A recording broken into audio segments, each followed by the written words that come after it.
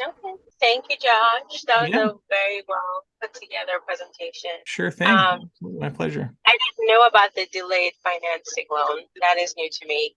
Yep. And that's Um, available, like I said, conventional and portfolio. So, we could do a Fannie Mae loan on that if they qualify. We can get that money back for them pretty quickly. okay. Okay. Yeah, that's good to know. And I know like we've been pushing the buy, then refi. That's been our slogan for this year. Yeah, Buy right. now, refinance later. So, and some That's what people have I'm been tapping into the DSCS loan. So I wanted to just, get clarity on that to make sure I understood hmm that I Yeah, was, that's one of our big takeaways when we talk to borrowers is, yeah, you've got 6.5 right now or 7 or whatever.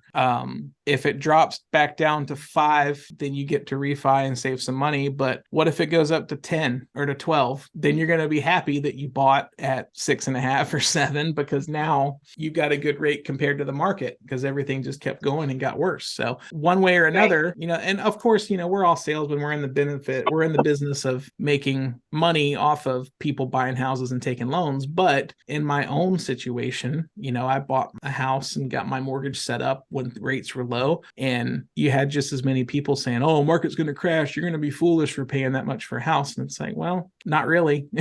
Let's look at 2, 3 years ago when prices were reasonable and rates were low. And now prices are unreasonable and rates are unreasonable. And personally, I don't see a crash on the way.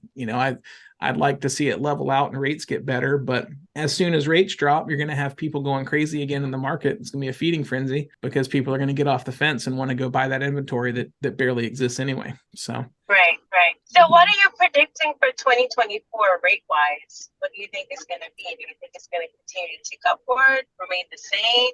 Are we I going to see something? mean, the industry professionals and insiders who are a lot more dialed into this and educated on things than I am haven't seemed to get it right, no matter what their forecasts are. So I can't pretend to know what was going to happen, where it's going to go. Inflation is a real thing. We're all paying more for everything right now across the board, fuel, goods, groceries, everything. I think that something's going to have to happen with inflation before anything happens with rate. And historically, looking at a long term chart, 6-7% is not an outrageous number to pay in mortgage interest rate financing. 2 and 3% is just a gift, and that's just an anomaly that is done for. I hope you took advantage of it because if you didn't, I don't know when that's ever going to come back. So that's the kind of outlook that I have on it. Is if we can stay in the 5 to 7 to 8 range, I think as long as everything around us can equalize and normalize, then that's a healthy rate for a mortgage. But we have to get some kind of relief somewhere, between housing prices and goods prices and overall inflation. Something's gotta break to make it more affordable for your regular people, like just your average homeowner. That's something has to give on that. I don't know what that's gonna be. So Okay. All right. Well, those are my questions. And if Anna had anything she wanted to ask you.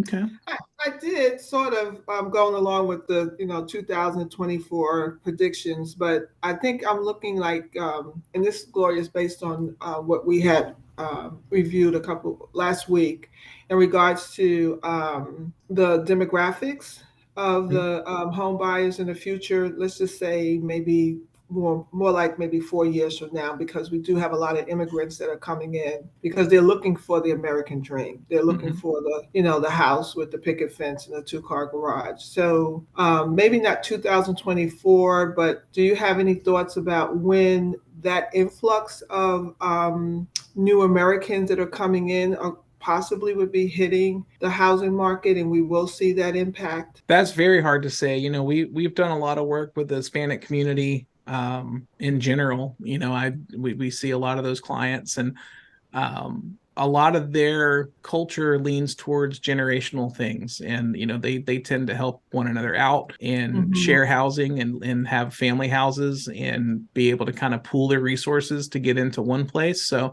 I think that's going to be I don't know, it could go either way. They have to establish 2 years of residency and income and have the funds available to jump into something. like that. And that's much more attainable when you have multi-generations doing it or multi-family members at one time to be able to do that kind of thing. That's much more attainable. But I would say, if someone came here today, they're at least 2 years out, even if they got to start work today and started everything officially and have started the clock today, 2 years out. Now they're going to be able to qualify for something as long as their income and tax situation is squared away and all of that, and their resident status and all that is official and documented and everything. I think that would be a boon to the industry because it would create a lot more buyers, but we need to get that inventory thing situated first, and we need to figure out how people can afford a average home of $400,000 or whatever we're at today. It's not 250 like it used to be. It's up there, right? It's hard to find a place for $200,000 today unless you go out in the sticks.